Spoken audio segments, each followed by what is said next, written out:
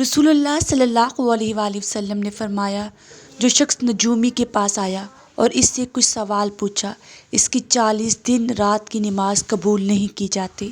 حضرت محمد مصطفیٰ صلی اللہ علیہ وآلہ وسلم نے فرمایا، یہ بات جان لو، یہ عورتیں اپنے شوہروں کے ہاتھوں خدا کی امانت ہیں، اس لیے مرد حق نہیں رکھتا کہ انہیں کوئی ضرر یا نقصان پہنچائے اور ان کے حقوق کو پامال کرے۔ حضرت محمد صلی اللہ علیہ وآلہ وسلم نے فرمایا، بندے کو قیامت کے دن جب اس کا اعمال نامہ دیا جائے گا تب اس میں ایسی نیکیاں لکھی ہوں گی جو اس نے بھی نہیں کی ہوں گی۔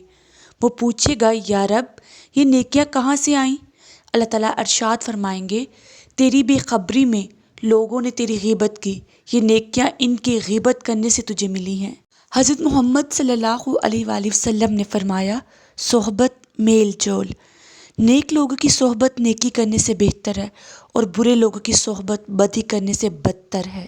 رسول اللہ صلی اللہ علیہ وآلہ وسلم نے ارشاد فرمایا، لوگوں سے شرعی کلامی کے ساتھ بات کرنا صدقہ ہے، کسی کام میں اپنے مسلمان بھائی کی مدد کرنا بھی صدقہ، کسی کو پانی کا ایک گھونٹ پلانا بھی صدقہ ہے۔ آپ صلی اللہ علیہ وآلہ وسلم مسجد میں بیٹھے تھے، ایک عورت بہترین لباس اور چہرہ مزین کر کے آئی۔ آپ صلی اللہ علیہ وآلہ وسلم نے فرمایا، عورتوں کو اس سے روکو، بنی اسرائیل پر لعنت اسی وجہ سے ہوئی۔ رسول اللہ صلی اللہ علیہ وآلہ وسلم نے فرمایا، انسان دو چیزوں سے نفرت کرتا ہے، ایک موت سے، دوسرا مال کی کمی سے۔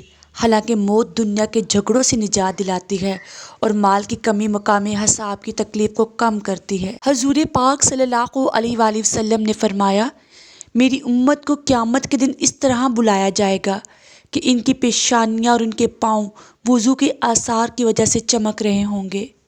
نبی کریم صلی اللہ علیہ وآلہ وسلم نے فرمایا، اپنے والد کو نام سے نہ پکارا کرو، نہ ان کے آگے چلا کرو اور نہ ہی ان سے پہلے بیٹھا کرو۔